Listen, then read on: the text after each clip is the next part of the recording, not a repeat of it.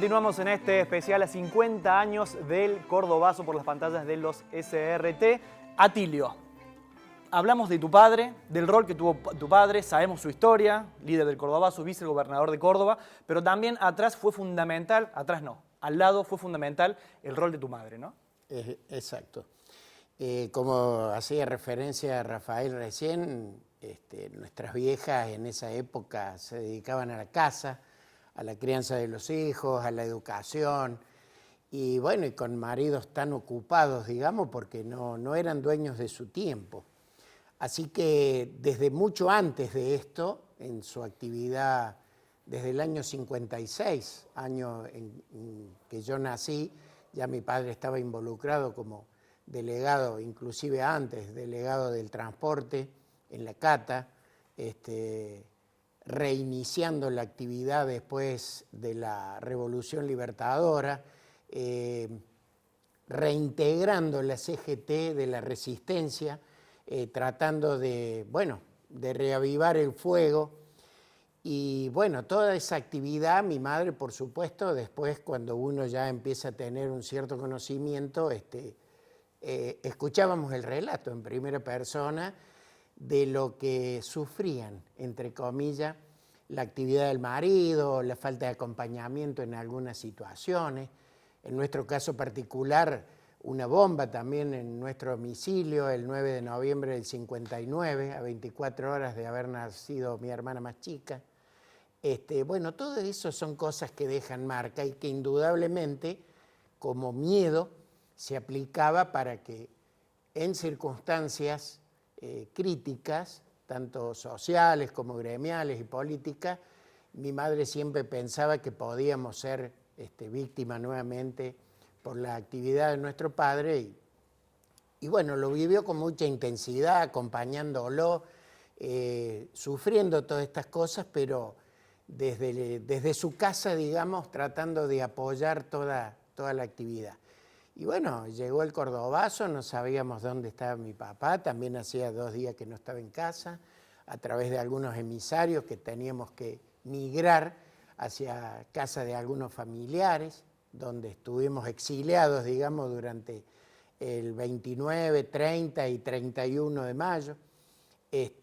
Bueno, toda una situación que indudablemente veíamos nosotros en casa, que nuestra madre lo sufría en primera persona y bueno, trataba de calmar los ánimos, pero sabíamos de su sufrimiento. Y bueno, y a posteriori de eso, como te digo, en el caso particular, todo lo que vino después, el vivorazo,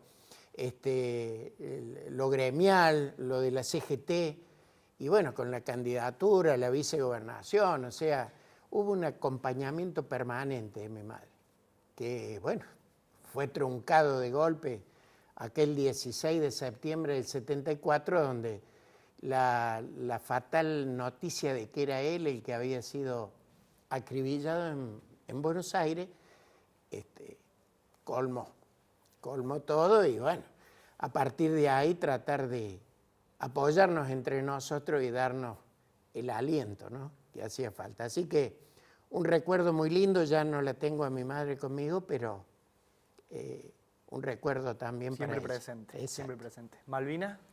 Nosotros, bueno, la verdad que fue muy, muy importante el desempeño de mi mamá. Mi mamá era una persona muy politizada, que acompañaba ideológicamente toda la lucha que llevaba adelante mi papá, pero que asumió el rol de ser la que nos cuidara, y de hecho hay una carta de mi viejo donde nos dice a nosotros que le tenemos que hacer caso a la mami. Y también se supo desempeñar en esos tiempos tan hostiles. Nosotros recibimos en mi casa la visita de un periodista que llenaba listas, ¿no? Y mi mamá se presenta como una persona muy sencilla, como más que ignorante, frente a este periodista, y gracias a esa actitud que ella tuvo, no estuvimos en las listas, porque sí nos visitó en nuestra casa. También tuvimos situaciones muy fuertes, de las cuales yo tengo buena memoria, que son los allanamientos. Tuvimos 9 allanamientos en mi casa, me acuerdo perfectamente de la policía dentro del hogar y de mi madre fregando una olla, todo el tiempo ella como que descargaba la energía en fregar la olla, y yo tengo en mi memoria eso, mientras los policías daban vuelta a la casa y buscaban, ¿qué buscaban? Buscaban armas, buscaban panfletos. De hecho, una vez uno es como que trae un panfleto, le dice, esto estaba acá, claro. Se lo plantaron en el ropero de la habitación, y mi mamá le dijo esto, se lo sacó de las manos al policía, lo hizo, lo abolló el papel y se lo tiró en los pies y dijo, esto lo puso usted.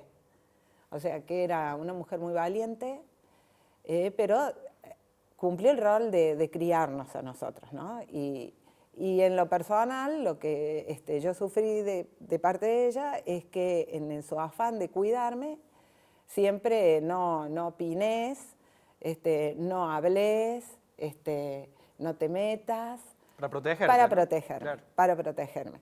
Porque sí, en general desde muy adolescente fui de involucrarme y después con la dictadura, nosotros, ya mi papá había fallecido en el preámbulo de la dictadura, digamos en el laboratorio que fue Córdoba con las Fuerzas Armadas y la represión que hubo. Yo llegué a la secundaria y bueno, cumplí al pie de la letra sus normas, digamos, no opinar, no participar, hasta que ya después de grande entendí que el cordobazo no podía ser solamente, como hacía alusión hace un rato Rafael, un hecho recordativo o algo nada más puesto en el bronce, sino que nos tiene que servir el recordarlo, esto que vos haces, Juan, estos programas. El aporte que nosotros hacemos es como para construir nuestro futuro.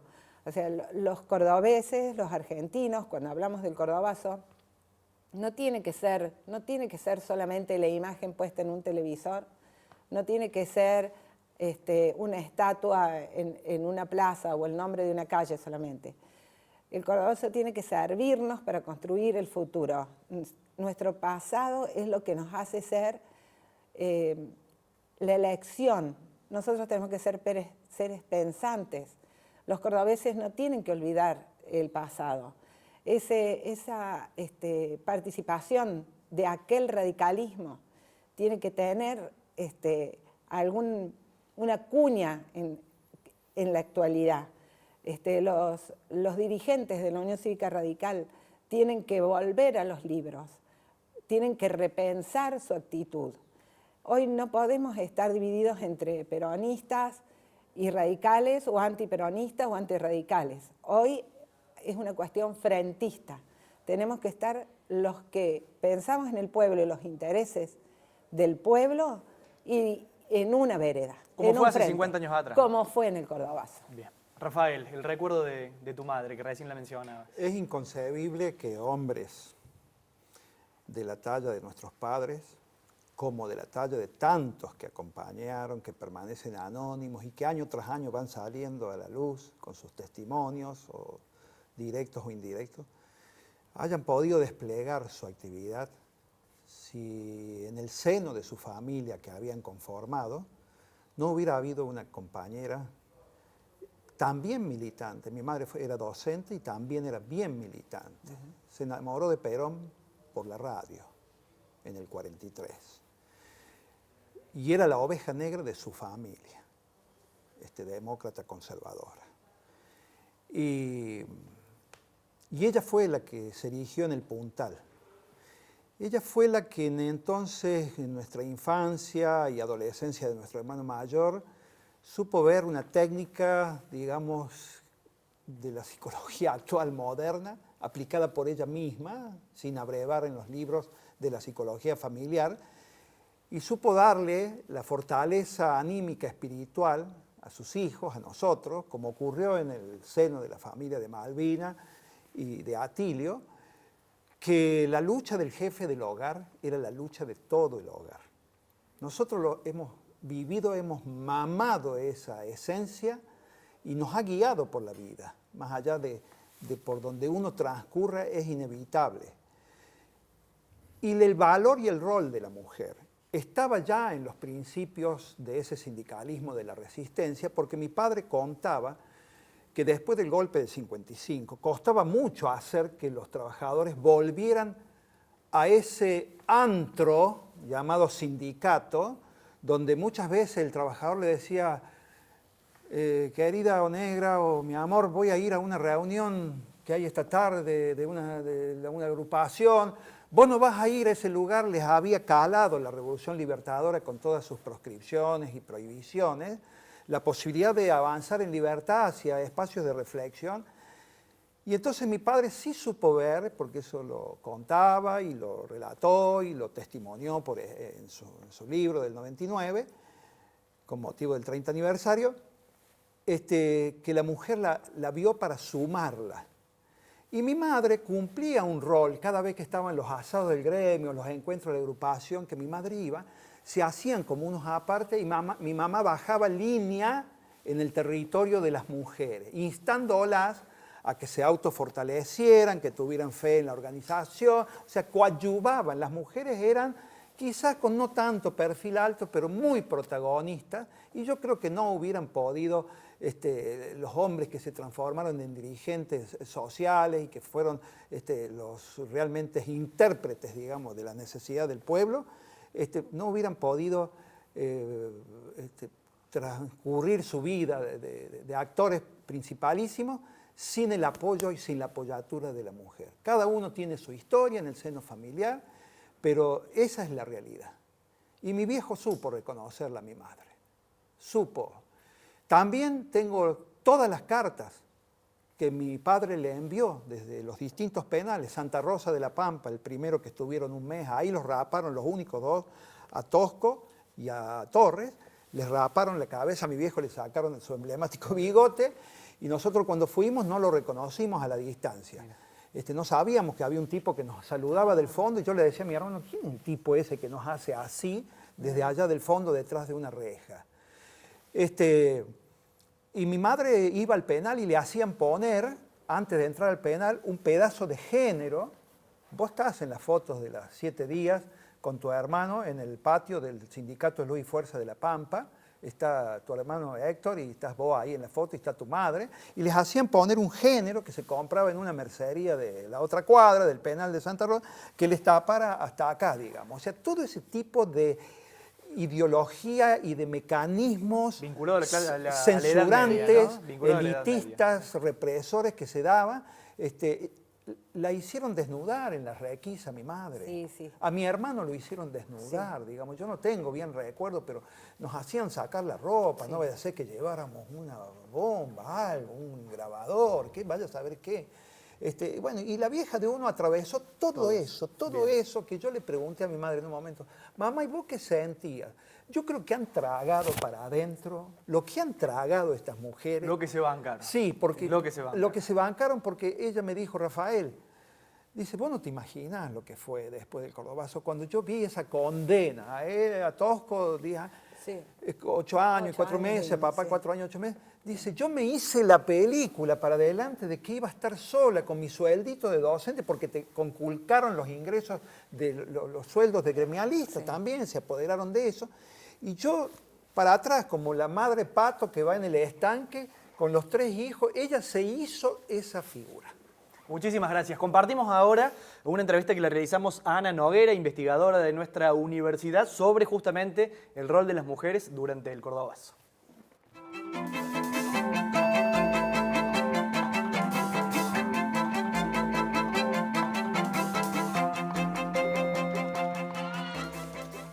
Ana, se ha hablado mucho, quizás no lo suficiente, sobre el rol de las mujeres en el Cordobazo. Antes de hablar puntualmente de eso, me interesaba comprender el contexto de las mujeres en el ámbito laboral, académico, de la universidad, y también el de la militancia durante los años 60, ¿no? Que de algún modo van a ser el epílogo va a ser el Cordobazo. ¿Cómo era la Córdoba de entonces? Mira, ya había habido un proceso bastante, digamos, masivo de participación política de las mujeres en lo que había sido la etapa peronista, que tanto, digamos, desde el Partido Peronista como de los radicales había logrado como aunar, digamos, juntar bastante cantidad de mujeres que participaron de ese proceso. Después del derrocamiento de Perón, ellas siguieron participando en la parte de la resistencia, sobre todo, digamos, siguieron integrando lo que eran los comités, las distintas instancias de participación, pero había quedado como un poco relegado, digamos. Y entonces, durante la década del 60, ya más en el 70 sobre todo, van a empezar a, digamos, a participar más masivamente, unido, digamos, este aumento de la participación a otros procesos que son sociales y culturales que le dieron como finalmente como el impulso, que van, o sea, que no pueden entenderse uno sin el otro.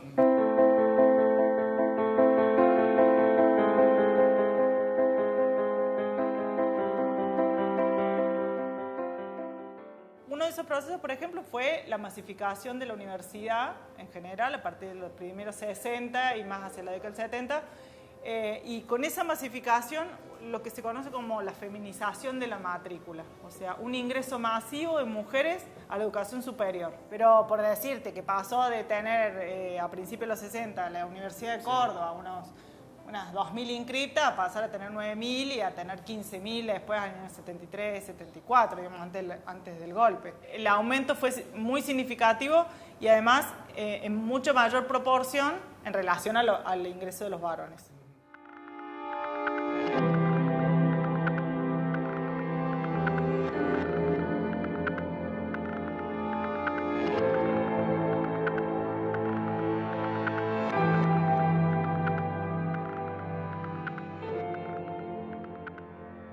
Otro proceso se da también después digamos, paulatinamente a partir de la década del 50, es la incorporación en términos más masivos al mercado de trabajo.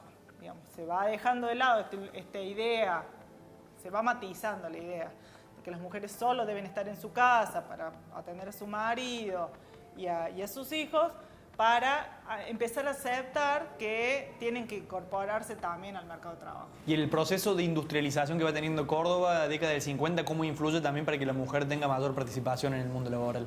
Te diría que la mujer no va a participar en ese proceso de modernización. Y ahí es uno de los puntos, digamos, del cordobazo en términos de considerarlo, si se quiere, es lo que yo pienso, que si bien ha habido como una invisibilización del lugar de ellas en la participación en las jornadas, el cordobazo es una movilización básicamente masculina.